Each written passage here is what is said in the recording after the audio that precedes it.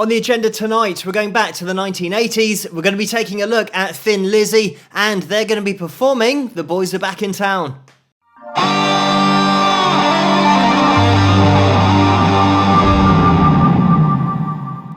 Hello, Phil here from Wings of Pegasus, and welcome to another analysis video. If you enjoy this video, please give it a thumbs up and subscribe. So I don't have a date for this performance, but it's got to be after 1983 because we do have John Sykes on stage. So we'll maybe jump into it halfway through. I'm not sure what I'm going to do yet, depending on how I feel when I'm watching it. But the link to this video is going to be in the description below, as always, so you guys can click on that link if you want to watch it the whole way through without me interrupting it at any point. But let's get everybody up on screen and see how they get on.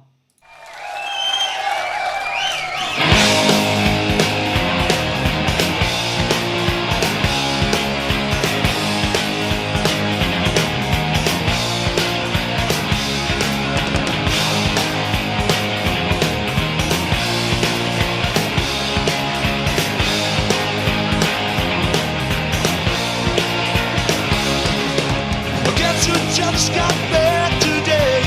Them wild-eyed boys had a good way. Hadn't changed, hadn't much to say. Man, I still think them cats are crazy. They were asking if you were around, how you was and where could you be found. Told them that you make your living downtown, driving all the old men crazy. The boys are back in town. Boys are back in town. Oh yeah. The boys are back in town. The boys are back in town. The boys are back in town.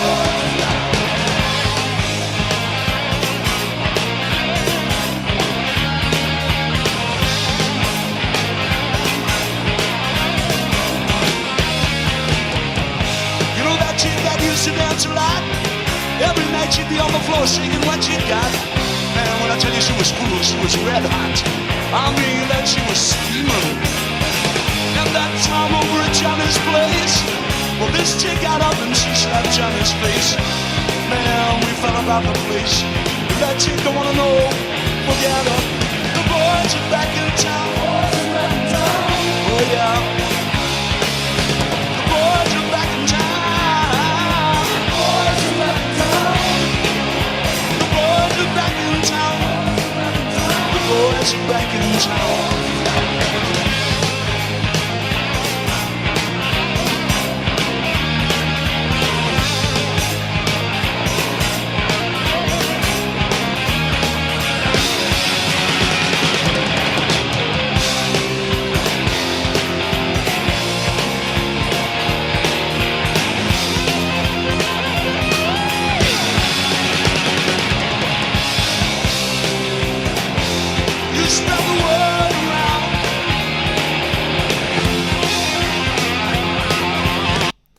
I'm just going to jump in here and with some of John's lines. I mean, this is really taking it to almost a hard rock place rather than a classic rock place. When you add in the fact that we are pushing the tempo quite a bit here as well. I mean, it's not disastrous in terms of speeding it up. It's just giving it a little bit more energy than the original. And just top playing, I mean, when you get two guitars and especially Scott Gorham on the other guitar and two Les Pauls, just turning it to 11 and just melting your face, it's just gonna sound great as it does here. I also love the way that Phil Lynott just produces that vocal and he dances his way around that original melody, but because of that relaxed delivery that he has, the song doesn't suffer from it at all. You just accept those new melody lines, and he's just got such a throwaway approach to that vocal in this live performance, but also he just had that as an artist. He was just so relaxed seemingly when he sang, but then when you analysed what he was doing, he was hitting pitches all the time, but he just had that relaxed, almost conversational quality to his voice, even though he's hitting these pitches regularly. Just a quick mention of Phil and what he's playing on the bass guitar here. because he is obviously in charge of the tightness of the band when you start to factor in that foundation is going to be your rhythm section of bass and drums, and he's singing at the same time, so he's got to keep all of his playing super tight so that all of those other instruments here with the vocals and the guitars, they sit on top of that rhythm section. So the fact that he can keep it so solid, but also just dance around that fretboard. Here in the live performance, I think his bass lines are ever so slightly simplified from the recorded version. Not that you would notice, because he throws in all of the lines when you're expecting them, but he does dance around that fretboard as well. When we consider, I mean, I did a cover of this particular song, so I played bass on it as well. And only when you do a cover of it and you play the instruments yourself do you understand and get an appreciation for the groove and the way that has been thrown together instrumentally. There's a hell of a lot of chords going on with the guitar playing, but also getting the groove right on the drums. It's got that jazzy swing to it the whole time. We are really emphasizing the offbeat here for the majority of the song, apart from where the riff comes in and we get the two guitars harmonizing with each other. That's when we then go straight with those particular lead lines, but then we get back into that swing. And when I mention the swing, I mean what we've got. I'll play the bass line, or attempt to try and remember the bass line and get it relatively close, but if you are wanting to play along with this, you're going to have to detune your guitar to E flat. So take every string down a semitone, and then you'll be fine. Exactly the same for the bass guitar, of course. We have this obviously starting in A. In terms of the riff, if you're playing this on the guitar and you want to throw in that, then you can do. And then jumping over to the B5 effectively, over to the D5, back to the A5, and make sure you're detuned by half a step here, and this. And if you want to there, you can throw in that F sharp at the end as well. It is hard to make out exactly what happens on the last note of this riff, but you can apply that palm mute, even though the bass is obviously playing that. So you can double up on guitar as well if you want to. So in terms of the bass, we've got this skip, this groove, this feel, like I mentioned with the jazz swing. So I'll throw in a little bit of muted picking so that you can hear the kind of bounce we've got in there.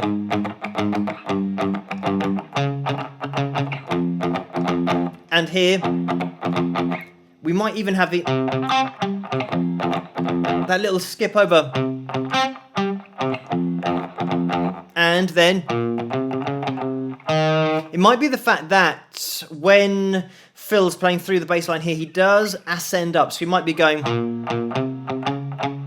and sliding up there. Kind of like that. And the second time round, we've got this. D, and yeah, now we're jumping up to our F.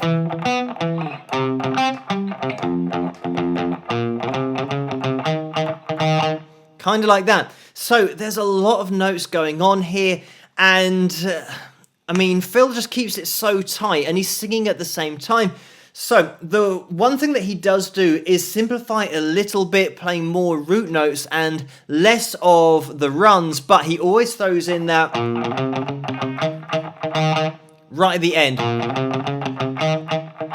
of each phrase before then getting to the turnaround, but then getting into the chorus as well. That'll just be thrown in there, back into the A, and then B, D, back over to the A again. But what we will do is jump back into, I mean, looking at John here, you can see that, yeah, when he moved on to Whitesnake after this, himself and David Coverdale were the perfect match hair-wise, as well as musically. And you can see the way that John throws in a few lead lines here, and he's wanting to add more to that original composition. So I think that fit for Whitesnake later on in his career was definitely a good one. But we'll jump back into the performance, and then we'll get into the guitar chords at the end, also to show that emphasis on the offbeat, which just gives it a little bit of a lift and a little bit more energy. Friday night, dressed to kill. down that Dino's bar and grill. The drink will flow and the blood will spill. And the boys wanna fight, you better let them. The jukebox in the corner blasting out my favorite song. These nights are getting warmer and it won't be long. Won't be long till the summer comes. Now the boys are here again. The boys are back in town. Yeah. The boys are back in town. The boys are back in town. Spread the word around.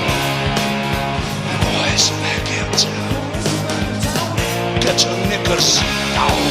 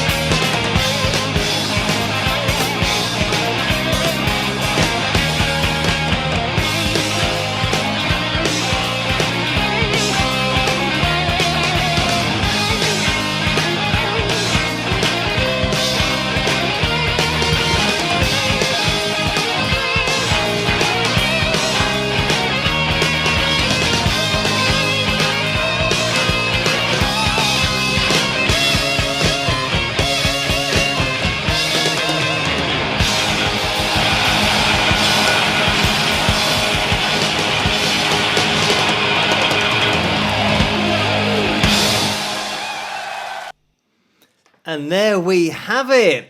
What a rocking version of that original song, just pushed a little bit tempo-wise, as I mentioned before, but with those heavy guitar tones as well. It certainly is an all-in performance, this. And that's what tends to happen when you go and see a live band. They just turn it up to 11 live, and that's certainly what Thin Lizzy did here. You can see in sections that Phil is just dancing his way around those top notes in the chorus, but you know, it's absolutely fine when you think about Thin Lizzy as a band, how in demand Phil Lynott and the guys were, just playing night after night. You have to sometimes make some concessions with the vocal in order to make sure that you can do a full tour night after night after night. But this is the kind of thing that when you've got a vocalist like Phil Lynott, it didn't matter that he was just dancing around particular notes because he'd come up with other melodies that were really strong. So just to jump into the guitar chords and the rhythm that is going on throughout this song, because it is really involved. If you don't play the guitar or you don't follow the chords at all, then you probably won't get an appreciation of how involved this is and how progressive it is. It's not just a couple of chords. We've got the A in the chorus. We have got 3 chords, which is our A, our B, and our D. And then just keep repeating those 3 for the chorus. But when we get into the verse, we have got a lot going on. We've got the A, and we've got this little bounce in there. So we've got this... And there's your first evidence of a chord. There's a little bit more exotic because it's a minor 7th.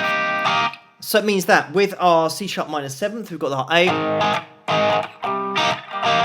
And we're catching the strings on the upstroke a lot. So it means that we get that more syncopated sound. So we're focusing on the offbeat, giving it that swing. And the swing, I mean, you can play a beat straight and emphasize the offbeat, but here we've got the swing in there. So there's that bounce. Like that, rather than going... just playing straight like that. So we get that... So...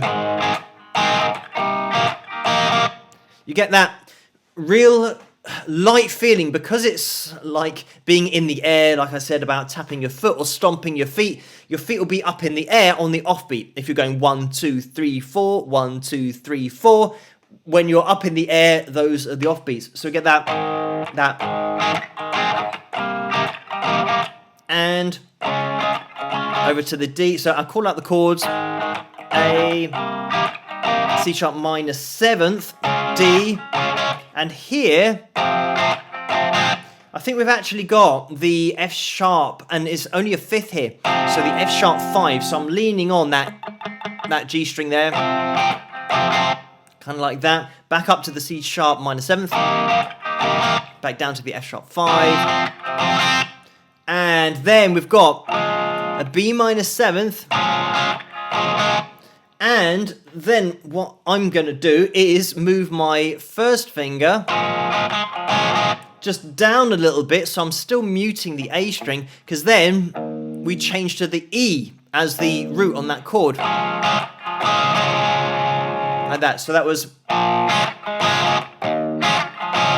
But you still keep that B minor 7th in position, or at the top end of it, and then you want to have the E on the bottom. I mean, if you are playing this in a band and you've got that bass quite up front, you might not even need to play that low E. You can play your...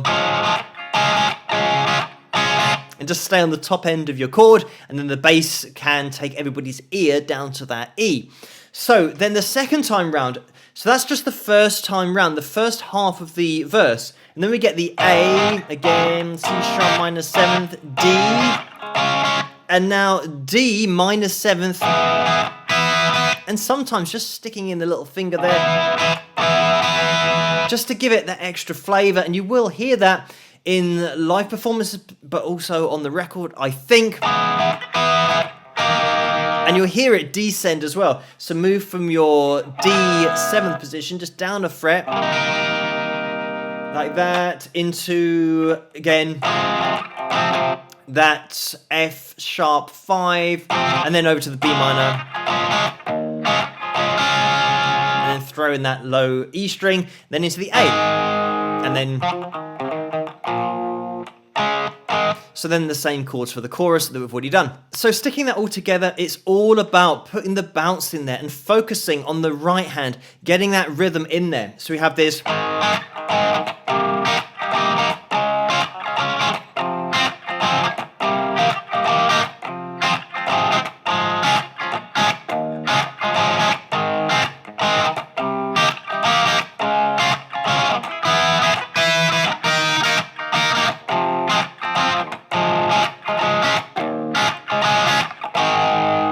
And then we just wait for that chorus to come in, back into our A, and then our B and our D. But you can start to feel the bounce. I mean, when you're just playing it yourself in that right hand, you want to, really get into that bounce. So you've got that.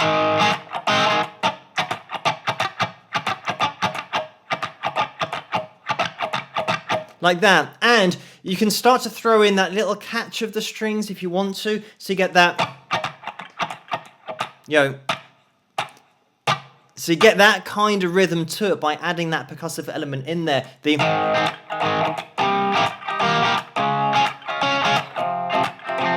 can start to hear that on the strings as well, which will really move it along, but just reinforce that groove. And I mean, all of those chords that are going on, there's a lot going on there. And when we add in that octave of that minor 7th shape, it just sounds so cool because it's a slight variation, and you'll find that kind of thing going on throughout the whole song. The only other thing is the riff, but I think everybody knows that anyway. This...